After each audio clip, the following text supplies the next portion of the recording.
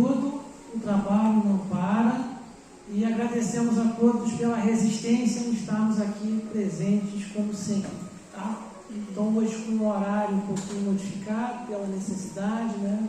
E mesmo que a gente possa estar aqui entendendo que tem poucas pessoas aqui, mas a quantidade de irmãos desencarnados que estão aqui presentes, ela é enorme, como o Jane colocou aqui, trazendo mais irmãos para participar. Então, não estamos sós, tá?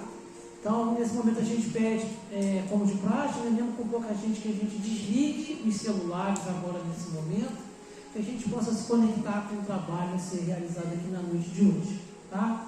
Então, Clélia vai fazer a nossa leitura de preparo de ambiente.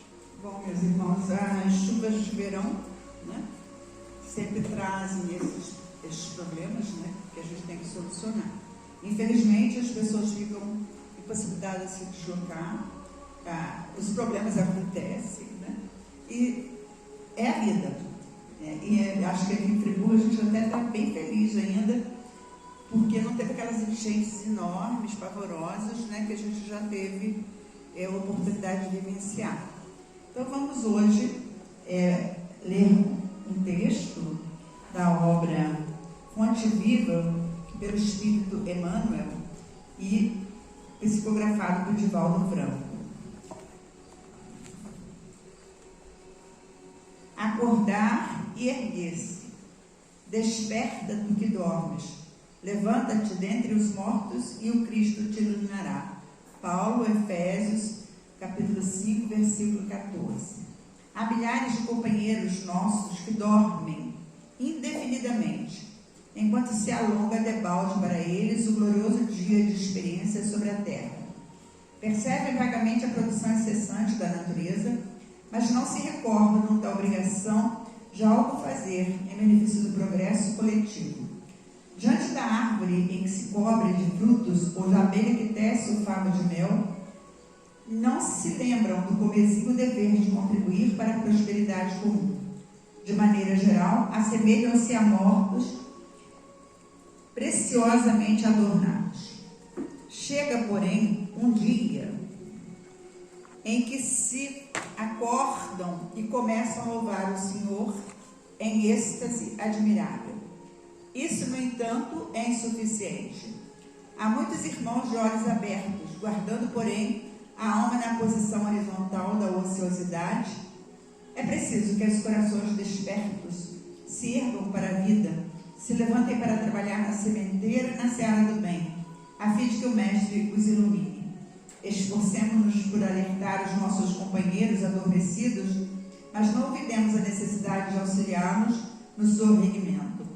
É imprescindível saibamos improvisar os recursos indispensáveis em auxílio dos nossos afeiçoados ou não, que precisam levantar-se para as bênçãos de Jesus. Não basta recomendar. Quem receita serviço e virtude ao próximo, sem antes preparar-lhe o entendimento, através do espírito da fraternidade, identifica-se com o instrutor exigente, que reclama do aluno integral conhecimento acerca de determinado e valioso livro, sem antes ensiná-lo a ler. Disse Paulo: desperta tu que dormes, levanta-te dentre os mortos, e o Cristo te iluminará.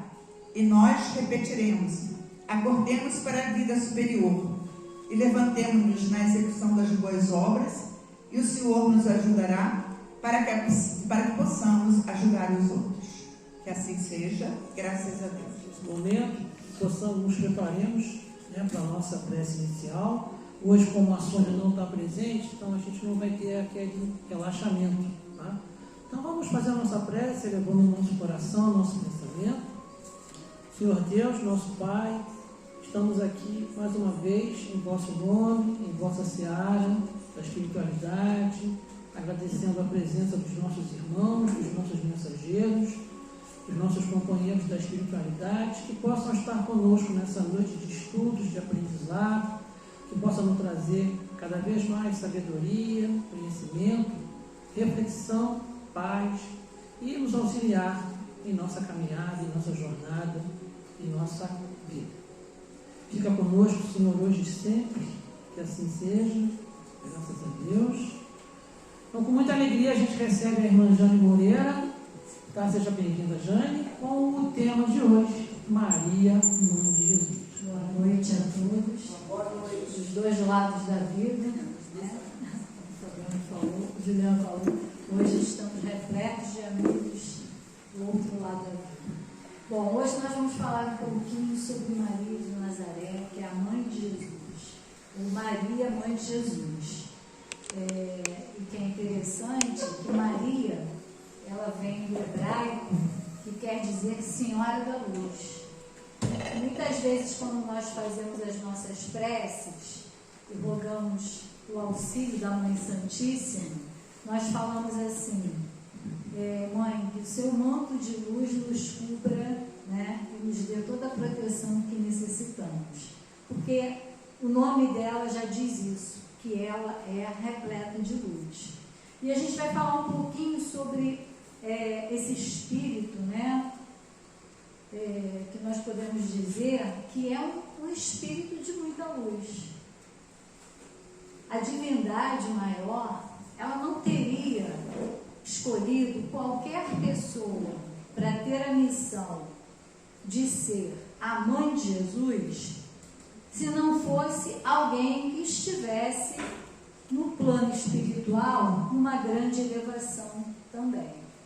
Embora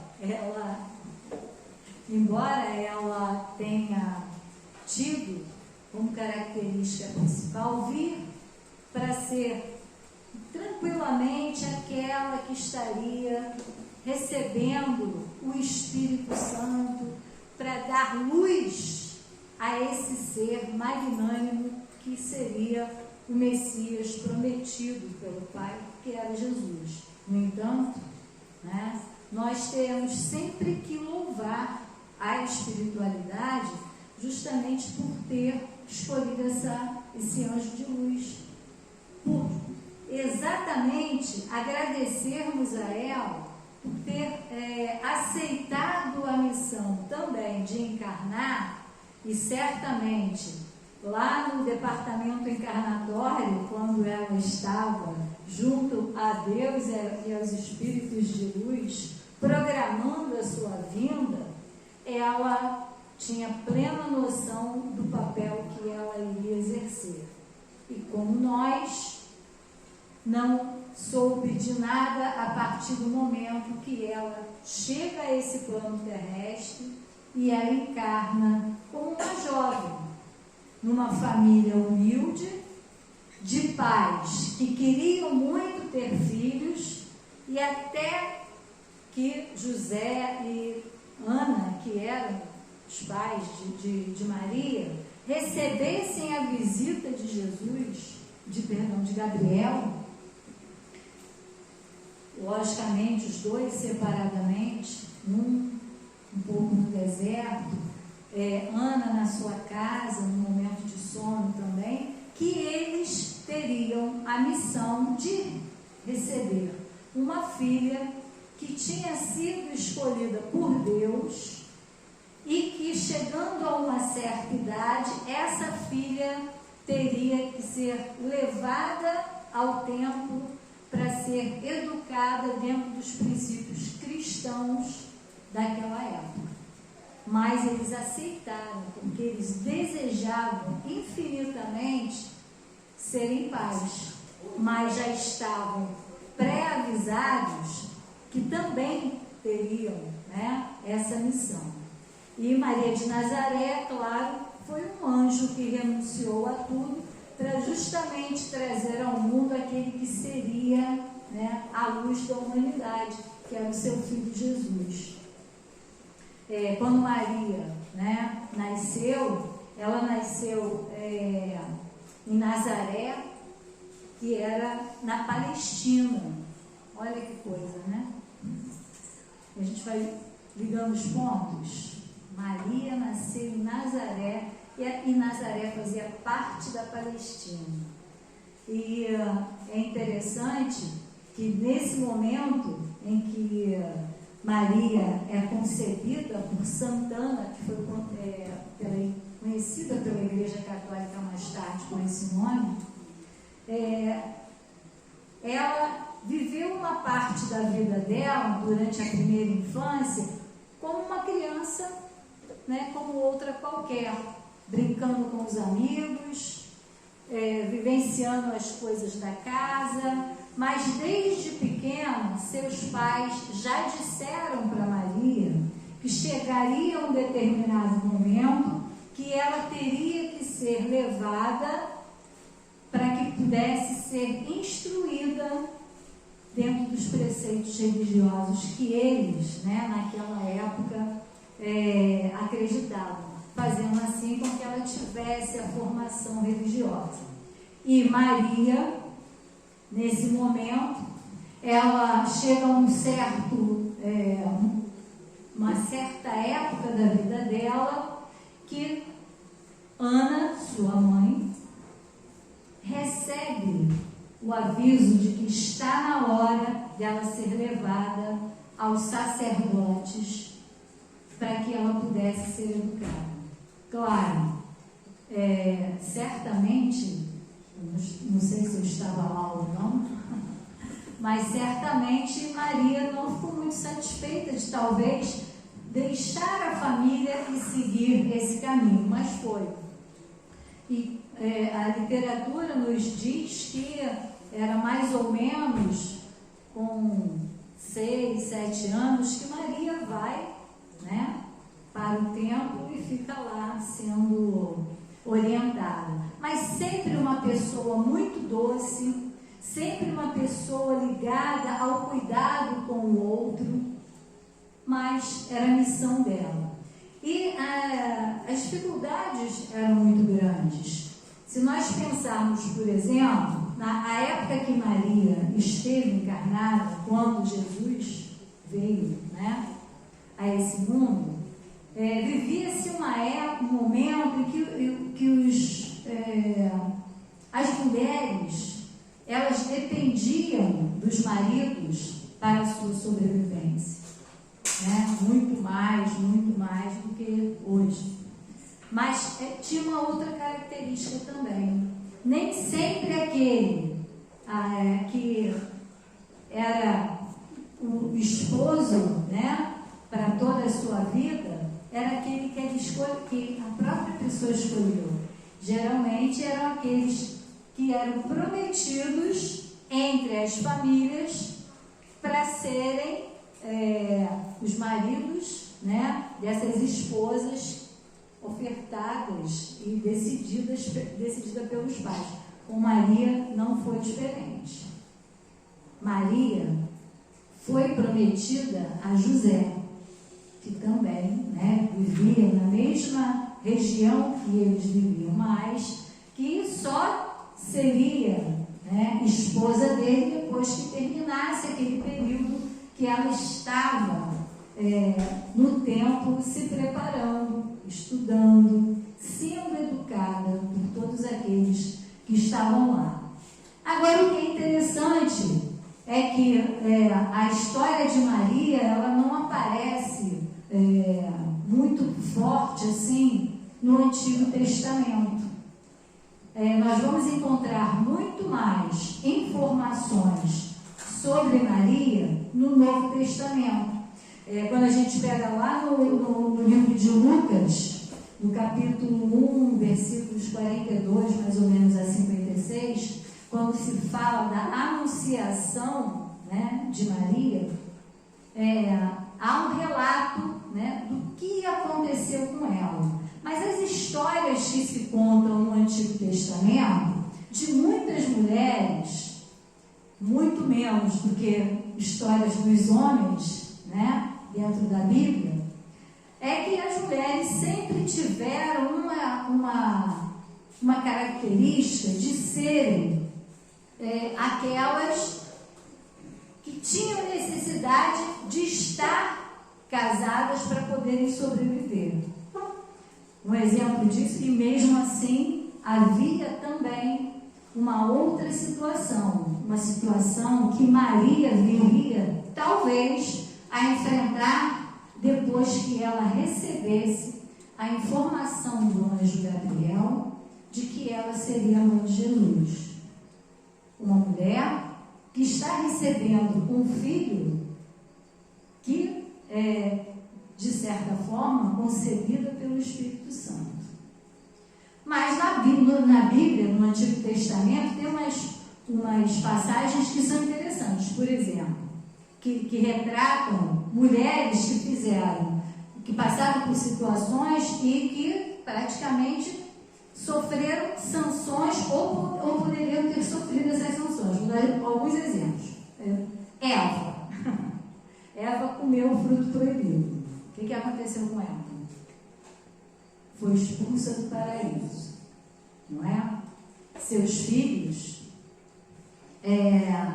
tiveram crises entre eles. Houve um castigo desses filhos. Tem uma história de Diná, que era filha de Jacó. Diná tinha 12 irmãos, homens. E Diná, né, ao sair um dia, se encantou por um rapaz. Esse rapaz se encantou por ela. Ele era um príncipe. Ela não tinha, Diná não tinha uma linhagem, né, real. Mas ele se apaixonou por ela e conseguiu convencer o seu pai que gostaria de ficar com ela. E na paixão que aconteceu entre os dois, não esperaram o momento do casamento. E o que aconteceu? Se envolveram antes. Diná engravida e, obrigatoriamente, decidem casar. Houve, logicamente, na família... imagina naquela época, né? Hoje já teriam em algumas famílias, mas o escândalo foi muito grande. No entanto, o jovem príncipe firmou a posição de que realmente queria assumir. E o pai de Diná resolveu, então, deixar que ele se casasse. Logicamente, alguns dos irmãos, estavam um pouco revoltados, porque mancharam a honra da família. E não queriam que a irmã fosse apedrejada, castigada, e ela casa e tem uma festa maravilhosa, e depois da festa de casamento, alguns dos irmãos de Diná fazem o quê? Resolvem honrar a honrar, né, a família. E o que eles fazem? Rock Street vem de longe, então. Matam todos os homens da família do noivo de sua irmã. Acabam com a linhagem deles. Isso é um exemplo da Bíblia. Um outro exemplo é Tamara. Tamara foi prometida a um jovem, casou-se com ele. O seu sogro só tinha 2 filhos. E precisava que os filhos casassem para que a linhagem continuasse. Tamara casa com o filho mais velho e ele morre numa batalha. E ela não chega a engravidar. E havia uma lei que determinava que quando o mais velho morresse, o mais novo deveria então esposar a cunhada. E foi o que aconteceu. Ele então casa com Tamara, mas morre antes que Tamara engravidasse. E ela, preocupada com o que seria dela, porque não tendo mais, né, como se sustentar, e à medida em que o sogro morresse, os bens iriam para o governo, né, digamos assim. E Tamara, numa noite, se veste de prostituta, embebeda o sogro e ela engravida. E ao engravidar, né, quando o sogro descobre o que havia acontecido, ele se desespera, mas a linhagem talvez fosse resolvida. E é interessante que nessa passagem da Bíblia, eles dizem que no momento em que a parteira vai fazer o parto de Tamara, percebem que ela está grávida de gêmeos. E na hora que a criança vai nascer, percebe que é uma menina. E não podia ser uma mulher a mais velha. O que eles fazem? empurram a menina para o útero de Tamara de novo, para que o menino nasça primeiro e logo depois nasce a menina. Mas a vida não foi fácil. Então, são exemplos de situações que as mulheres passavam naquele período que provavelmente iriam refletir no dia a dia de Maria também, porque não se sabia ainda, na verdade, o que ela passaria. Mas chega um momento em que Maria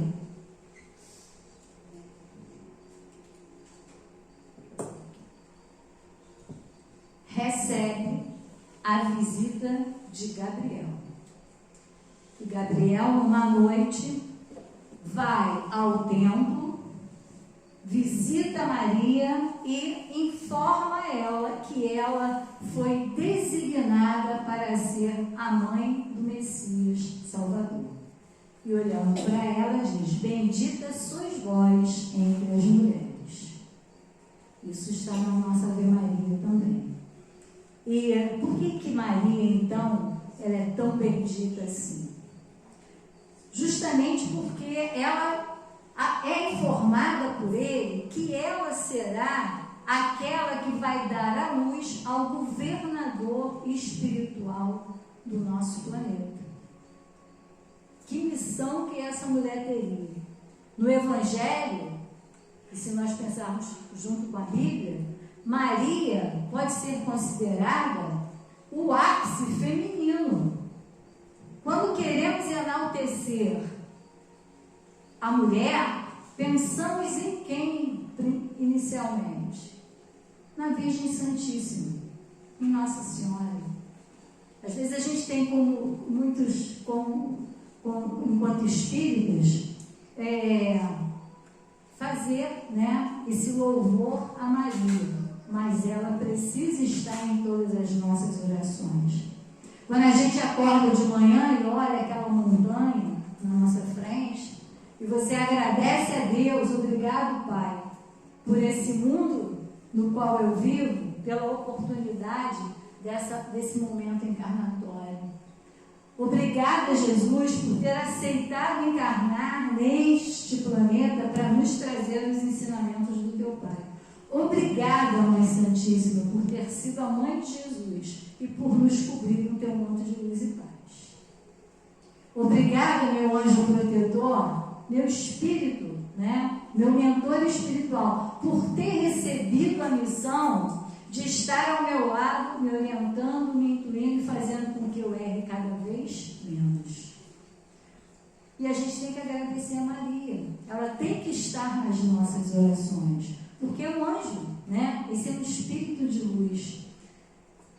Nós podemos dizer também que ela é aquela que vai permear toda a vida de Jesus aqui na terra, quando ele nasceu, desde seu nascimento até o momento em que ela vai para o deserto com ele e o momento em que ele parte. E é Maria que vai estar com ele o tempo inteiro. Então é esse anjo de luz. Mas não foi só Maria, né? José também recebe a visita do anjo. Durante um sono, José recebe Gabriel, e Gabriel informa para José o seguinte: José, filho de Davi, não temas receber a Maria, tua mulher, porque o que nela está gerado é do Espírito Santo. Jesus vem para ser o guia da humanidade inteira. Falando para José da responsabilidade que ele vai ter em aceitar aquela mulher e aquele filho, porque ele será aquele Messias prometido pelo Pai. Essa passagem do sonho de José está lá no Evangelho de Mateus, no capítulo 1, nos versículos 20 até 25. É uma passagem muito interessante também para que nós possamos ler. E Maria aceita a missão, porque é uma missão, e uma grande missão, né? Ser mãe. Chico, por exemplo, ele diz que a maternidade é um segredo entre a mãe e Deus. Tem coisas pelas quais passamos que só fica entre nós dois, nós e ele, né? Que muitas das vezes a gente não diz para o outro. E essa frase de Chico é muito interessante. Mas Maria aceita o desafio, e mesmo sabendo que naquele momento havia, né, uma lei muito dura para aquelas mulheres que caíam no erro, ela poderia ser punida, ela poderia ser castigada, mas ela teria a proteção daquele a qual ela tinha sido prometida, que era José. José, como a gente pode dizer, José abraçou a causa, né? Só que eles, nesse momento que eles estavam vivendo, era uma época em que aquela região da Judéia era governada por Herodes. Herodes era um pouco louco e alucinado. Tinha mania de perseguição. Matou inclusive mulheres e os próprios filhos, achando que eles o estavam traindo. Mas era uma época muito, muito perigosa. E Herodes recebe uma mensagem em sonho que o Messias prometido estava a caminho, que iria nascer naquela região. E num acesso de prepotência e loucura, o que ele faz? Manda matar todos os meninos que nasceram naquela época. E preocupados com isso, né, o que é que Maria e José fazem? Fogem daquela região, vão embora, passam um tempo com alguns familiares, depois se afastam ainda mais, para que pudessem resguardar a gravidez de Maria e o nascimento desse filho que ela estava esperando. E quando eles descobrem, não são avisados que Herodes havia morrido, e era já o filho dele que estava reinando naquela época, eles resolvem então voltar para Belém, para perto da família, para que Maria pudesse ter o seu filho. Mas é no caminho de volta, né, que Jesus nasce numa estrebaria, com eles dois sozinhos, e é o momento do nascimento do filho. Eles estavam a caminho de Belém. Quando Jesus nasce e Maria chega a Belém, ela vai ao templo para oferecer, né, apresentar o filho no templo. Os sacerdotes pegam Jesus no colo e fazem a apresentação. Não era um batismo, era uma apresentação. E um dos sacerdotes chama Maria, quando está com Jesus no colo, e fala para ela, né, que ela teria que ter muita coragem, porque muitas espadas entrariam em seu peito. Seriam os sofrimentos pelos quais ela teria que passar, ainda acompanhando esse filho tão querido e tão amado que era Jesus. E Maria dá todo o cuidado e toda a proteção que ela pôde para que Jesus pudesse, né, crescer e cumprir aquilo que deveria ser cumprido, a sua missão. Durante a adolescência ele foi afastado e chega um momento em que na boda, quando se conta aquela parábola das bodas, em que Maria faltou o vinho, né, para a festa, e Maria diz para Jesus: está na hora de você se apresentar. E é naquela hora que ele transforma a água em vinho, e que aí ele é colocado, né, no mundo para que mostre os fiéis a que veio. E a gente conhece a trajetória de Jesus, né? Jesus vai abarganhando, vai juntando seus discípulos, orientando a todos, vai sendo seguido por muitos, e chega um momento que ele vai para o Calvário e Jesus retorna à pátria espiritual. Nesse momento, quando Jesus é retirado do madeiro, já crucificado e morto,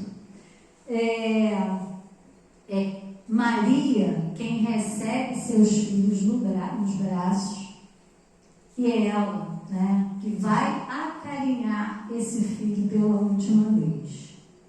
E que ela não vai esquecer nunca desse filho, mas Maria permanece encarnada para dar continuidade à obra que foi iniciada pelo seu filho. Agora sem ele, mas amparada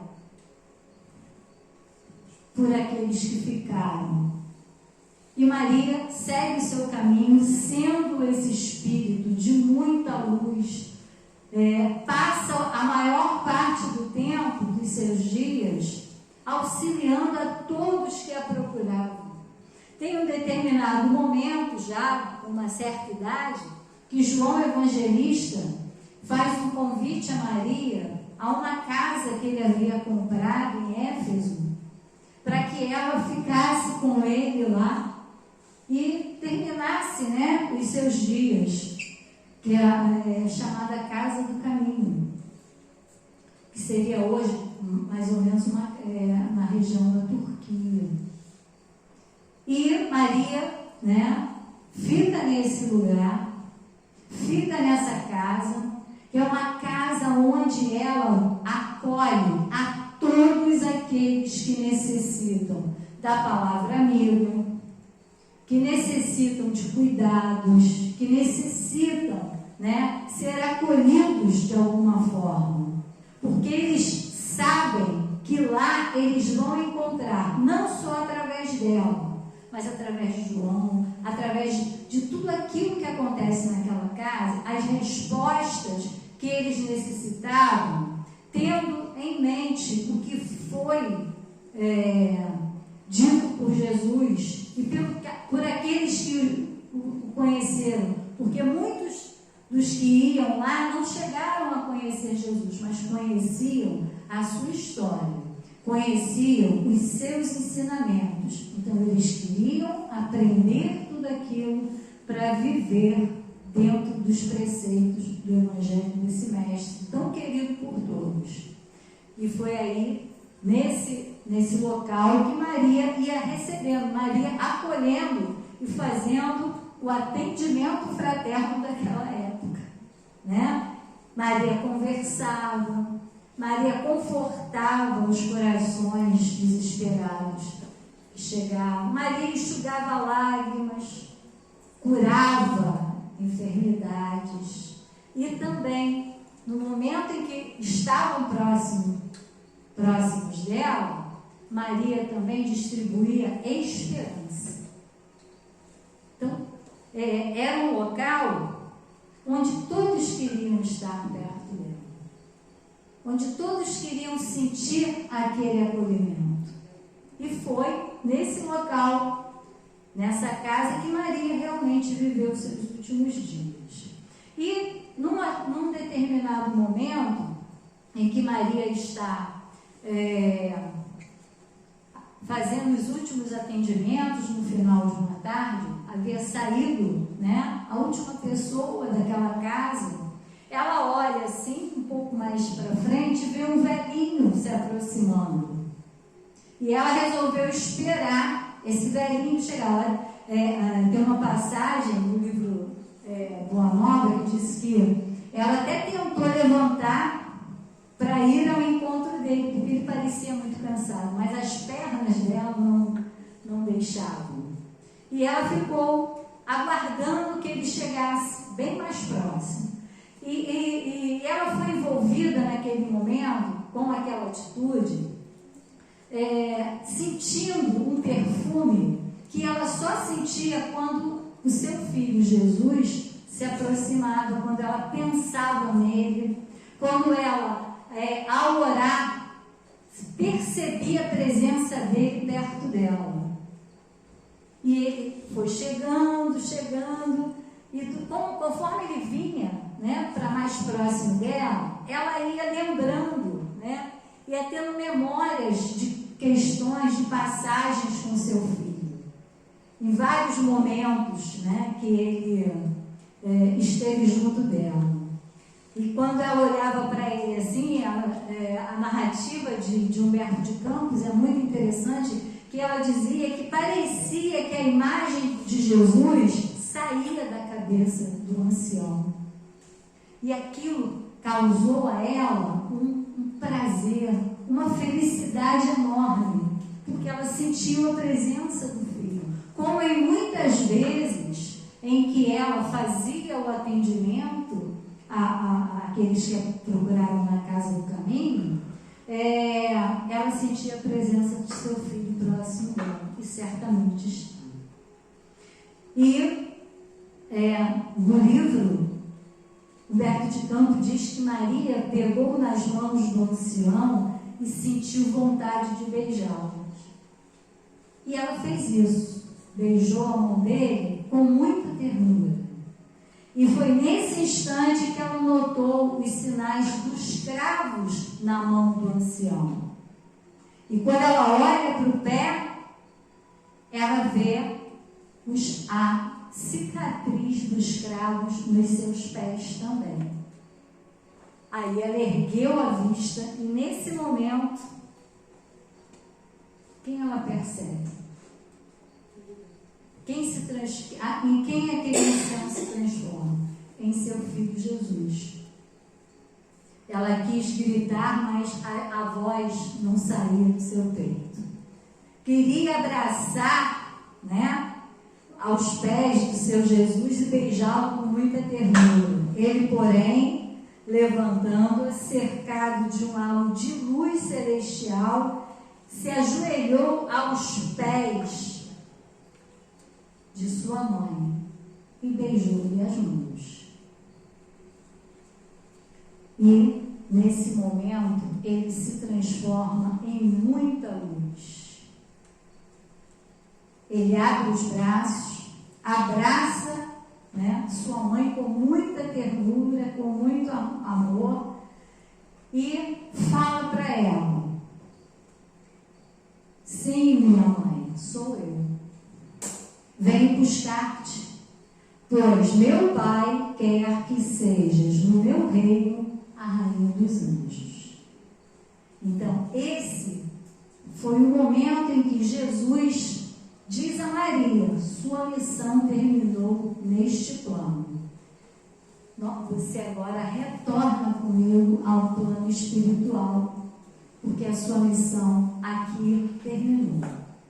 E é nesse momento que, abraçada ao seu filho, Maria desencarna. Com toda aquela luminosidade, com todo aquele carinho, toda aquela ternura, sentindo que o Filho amado vinha buscá-la para que ela fosse a rainha dos anjos no reino que era dele e do Pai. E aí Humberto diz assim: a alvorada desdobrava seu formoso leque de luz quando aquela alma eleita se elevou da terra. Imagina, assim, quando eu leio eu fico imaginando, por isso que a gente fala, né, que a leitura é importante, porque você viaja na imagem. O céu se abrindo em luz, naquele momento, com raios maravilhosos, e o Espírito de Maria sendo levado nesse instante para ser a rainha dos anjos. Onde a eleita elevou-se da terra, onde tantas vezes chorara de júbilo, de saudade, de esperança. Por todos que sofriam, por todos que precisavam de acolhimento, por todos que precisavam de prece. Não mais vi o seu filho, bem-amado, que certamente esperaria com as boas-vindas no reino de amor, mas extensa multidões de anjos aguardavam Maria. E disse que Maria, antes, quando estava no seu momento de desencarne, pediu que fosse, antes que ela fosse levada, né, aos céus, que seu espírito também fosse até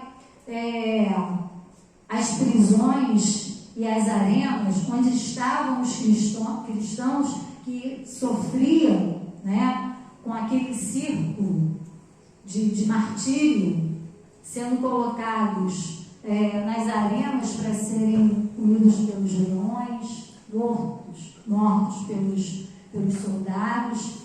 E ela estando numa galeria onde vários cristãos choravam porque estavam seriam levados para o sacrifício, Maria fala ao ouvido de uma jovem e a faz intuir para que ela cante louvores a Deus. E essa jovem, nesse momento, sente essa necessidade, começa a cantar louvores a Deus. E todos que estavam junto com ela, naquele local, começam a cantar também. E quando vão para a arena, mesmo com o sacrifício por qual eles iriam passar, eles não sentiram tanto sofrimento, porque estavam envolvidos pela luz de Maria. E aí Maria vai e retorna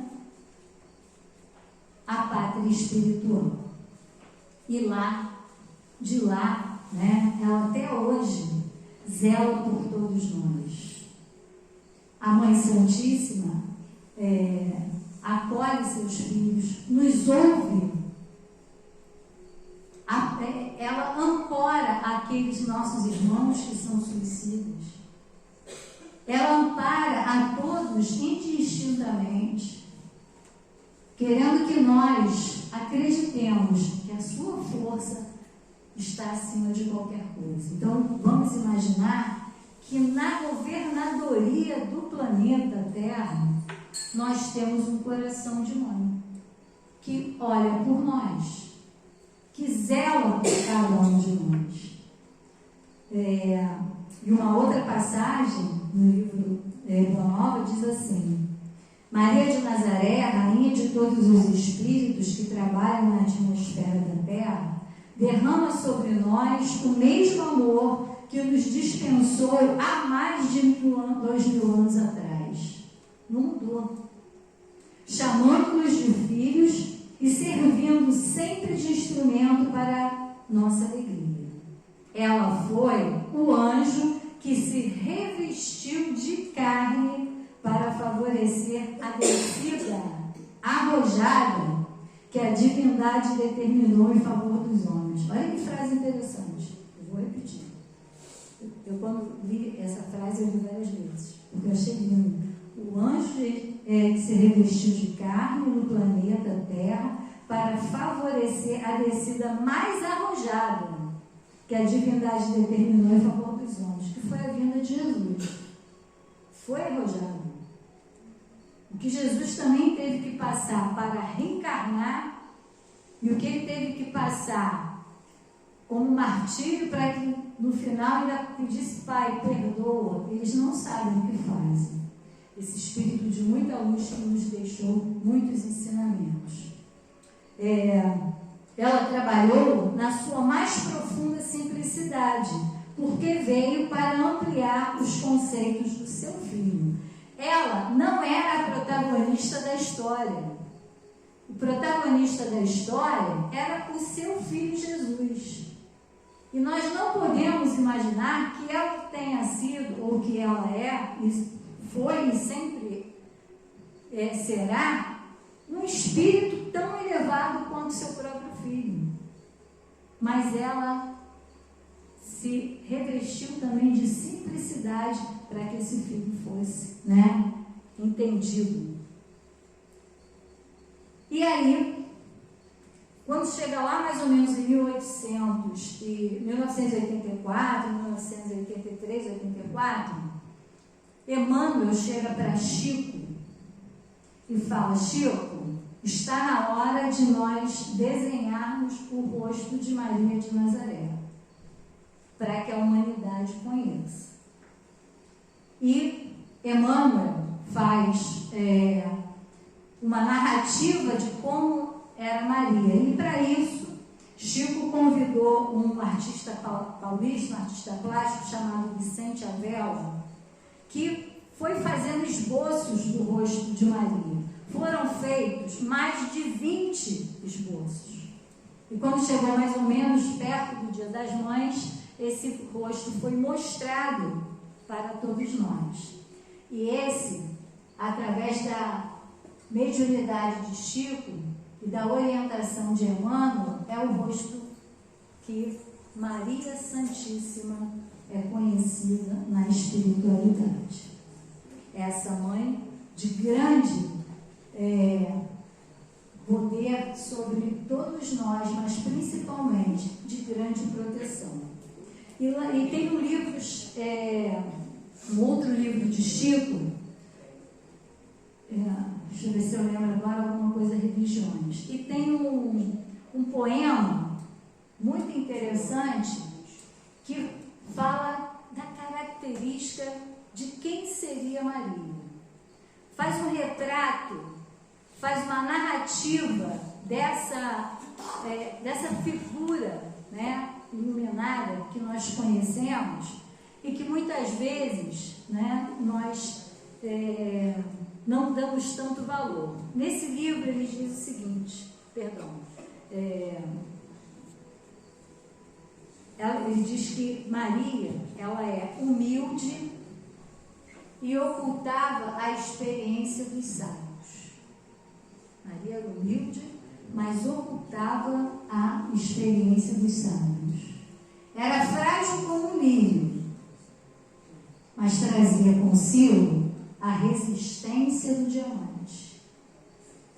Ela era pobre entre os homens, mas carregava na própria virtude os tesouros incorruptíveis do coração. Era desvalida entre os homens, mas era grande e prestigiosa diante de Deus. E numa outra poesia, Maria é descrita assim: anjo dos bons e mãe dos pecadores, enquanto ruge o mal, Senhora, enquanto reina a sombra da angústia, abre o teu manto, que agasalha e consola as nossas dores. Nos caminhos do mundo, há treva e pranto. No infortúnio dos homens sofredores, volve a terra, ferida de amargores, o teu olhar imaculado e santo. Ó Rainha dos anjos, meiga e pura, estende tuas mãos à desventura e ajuda-nos ainda, Mãe poderosa. Conduze-nos às bênçãos do teu porto e salva o mundo em guerra e desconforto, clareando a arte, a noite tormentosa. Esse poema é de Bittencourt Sampaio, né? O espírito já, quando desencarnado, ditou esse poema sobre Maria para Chico Xavier. Então, Maria é essa divindade. Maria tem que ser lembrada por nós como não só aquela que é a mãe de Jesus, como é o tema da nossa Maria, mãe de Jesus, mas conhecermos, né, esse espírito angelical. E para finalizar, nós ficamos com a oração que nós conhecemos e que muitos de nós aprende a rezar ainda pequeno com as nossas mães e com as nossas avós, os nossos familiares, que é a Ave Maria, quando nós dizemos: Ave Maria, cheia de graças, o Senhor é convosco. Bendita sois vós entre as mulheres, bendito é o fruto do vosso ventre, Jesus. Santa Maria, Mãe de Jesus, rogai por nós, pecadores, agora e na hora do nosso desenlace. Muita paz a todos. Nesse momento, nossa irmã Júlia vai fazer a nossa prece. Meus irmãos, vamos orar.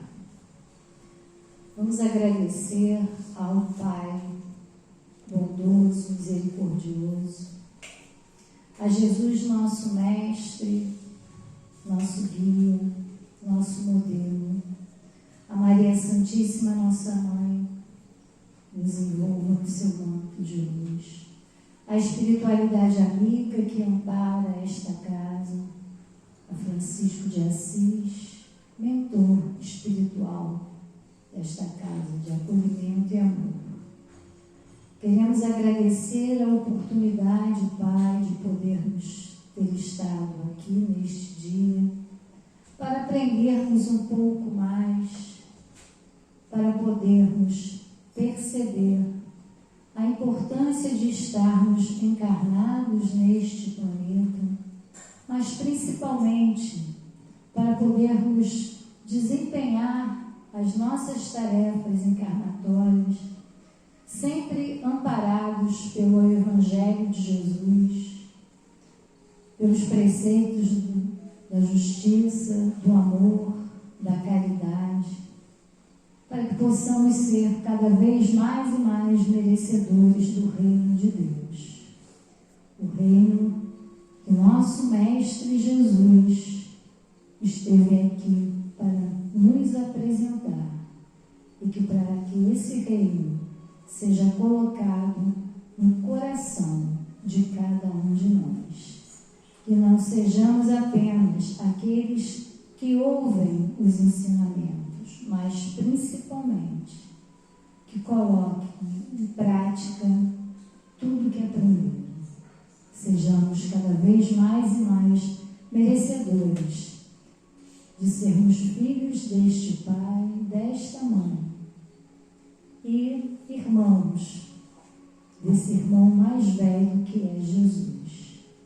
Assim, Pai, queremos agradecer e pedir a Tua proteção para todos nós, para os nossos familiares, para a nossa cidade, que nos envolva com muito amor e muita harmonia. Assim, Senhor, pedimos a Tua permissão para encerrar a nossa atividade desta noite, dizendo graças a Deus. E que assim seja. Boa noite a todos. Saindo pela cozinha, com muito cuidado, com a chuva, e que a gente possa chegar em paz.